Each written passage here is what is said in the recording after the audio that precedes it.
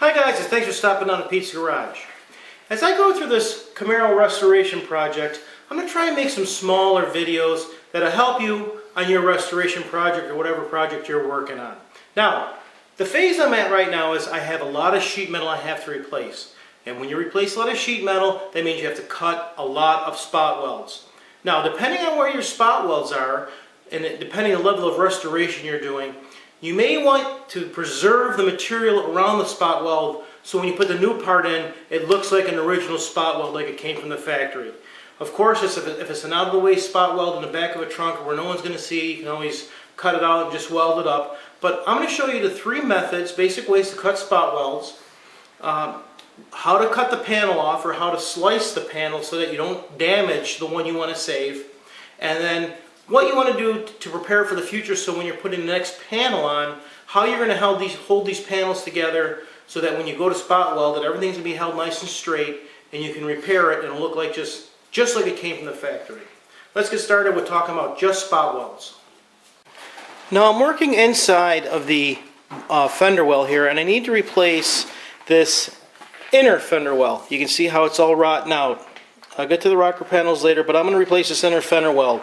And this is a perfect spot to talk about spot welds because this little spot right here, this bracket, which is the back of the seat that attaches to the inner fender well, has 3 spot welds on it. Now it's hard to see, so I have it marked in red here, but you can usually see the spot weld fairly easy because it's like kind of indented. You can see where the metal's indented, and that's the indication of a spot weld. So what I'm going to do now is I'm going to show you how I'm going to cut each of these spot welds, and then I'll show you what I'm going to use. Now first, the 3 methods.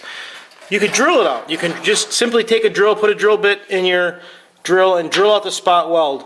The problem with that is you have a hole there. Now that's not a bad thing if you can weld that, but it's not going to look like a original spot weld. But if you're going to cut your spot welds with a drill, I recommend you don't use anything bigger than a 5/32 drill bit, and there's a reason for that, and I'll show you that in a minute. The second way to cut spot welds is with a spot weld cutter. Now Eastwood makes this premium spot weld kit, and this is a great kit because it comes with several things. It comes with a mandrel. The mandrel's got a point on it, and the point basically sits in the middle, holds, and it compresses. You see how this compresses down?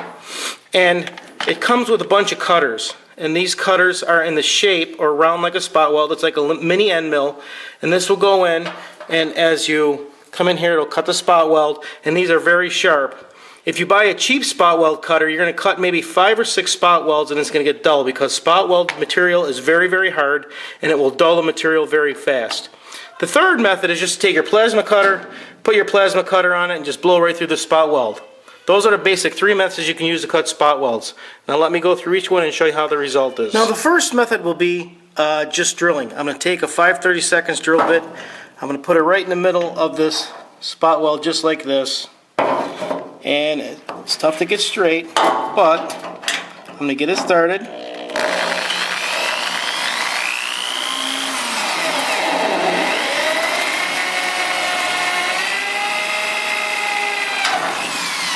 And drill straight through. So there you have. All I did was just drilled right through the hole and drilled out a majority of the spot weld. Now the next method will be to use the spot weld cutter. And that cutter, what it's basically going to do is just going to cut a round hole. And I'm going to take this, I'm going to put the point, and so it's a spring-loaded point which holds it in place. And all I'm going to do is I'm going to drill out until I go through the first layer of metal here. And sometimes it's hard to get started.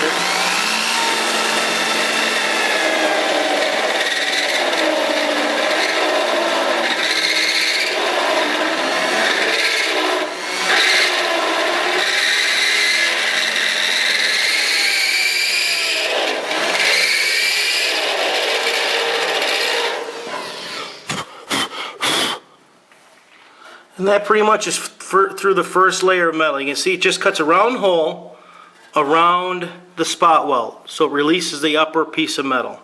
That's the second method. Okay, now the last method is by far the fastest. You'll cut the most spot welds in the shortest period of time, but it makes the biggest mess, and then you have to be really good with your control on that. And that's just simply take your plasma cutter and put your plasma cutter in, and all you're going to do is just going to cut. To cut here, I'm just going to make a small circle, and I'm going to cut the spot weld right out of here. Let it blow right through. I'll turn it on, it'll blow right through.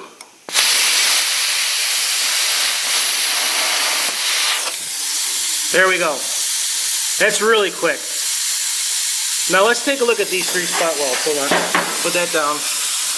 So these are 3 methods, if you can see the different results here. First one is a drilled hole, which is very clean, but it doesn't cut the whole spot weld. The second one is to use a spot weld cutter, and that cuts a circle, and that releases the outside of material, and it leaves a center nub that has to be ground off. This method right here is the best if you're going to replace and you want to reuse the metal with another spot weld and fill this in. This is the cleanest, and this one will end up being very, very clean as well. And the third one you can see, plasma cutter, big hole. Big hole, it's going to make a big mess. So if you want to make them look original, you got to be very, very careful with that plasma cutter. Like a surgeon, you got to go in there and just cut a real small area. Now, the last part, I got to break this panel off of here. I got to cut that off. Now, how do we get panels off? I'll show you how we do that. This tool right here is another tool I got from Eastwood, and it's a panel separation knife. And if you look at it, you see the way it's shaped. It's kind of shaped like an hourglass a little bit. And it's a knife on the edge, like that. And it's very, very thick on the angle there because you got to hit it with a hammer. And what you basically do is you get this between the 2 panels, and the knife part cuts while you hit it with a hammer, and it separates the 2 pieces of metal. So let me put the camera down, and then I will cut this and we'll see how this looks. Okay, now I'm going to take my panel separation knife and I'm going to get it under here. I'm just going to pry this up a little bit, just get a little separation. Start to hammer it. Get it in there.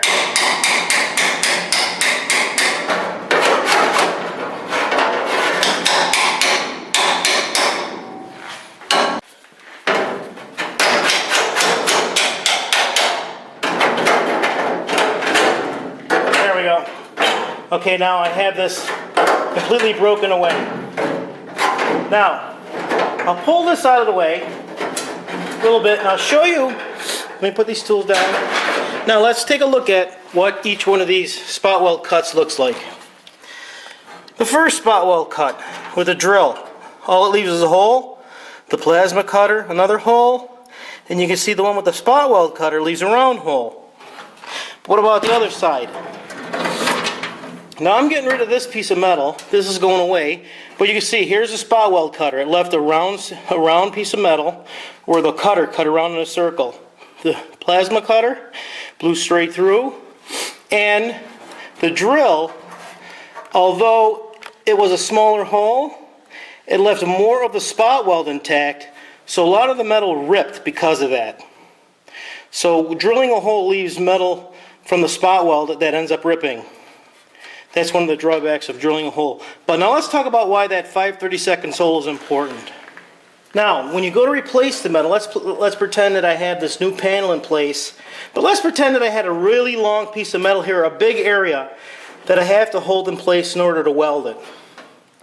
It's pretty hard to hold it together and weld by hand, which is why I use something, you should be using these. They're called Cleco pins, and they can be bought from any welding place. A Cleco pin is very simply a pin that has a spring, it's spring loaded, and you have the special tool here. And what you do is, you put the Cleco pin in here, and as you see when I push down on the handle, the pin extends out. And that pin has got a little grip on it. And what you do is, when you're putting a panel together, you take this Cleco pin, you push this in here, you put it in there, and when you let it go, and you take it out of there, the Cleco pin holds the panel in place. So if you had something that's, a foot long, 2 feet long, a bunch of these Cleco pins every 6 inches will hold the pieces of metal in place while you finish the welds.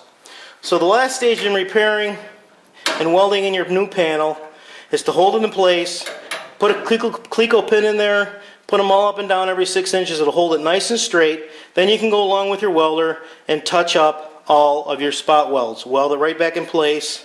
And then your final step would be take out your Cleco pins, fill in the last weld, and your panel is replaced.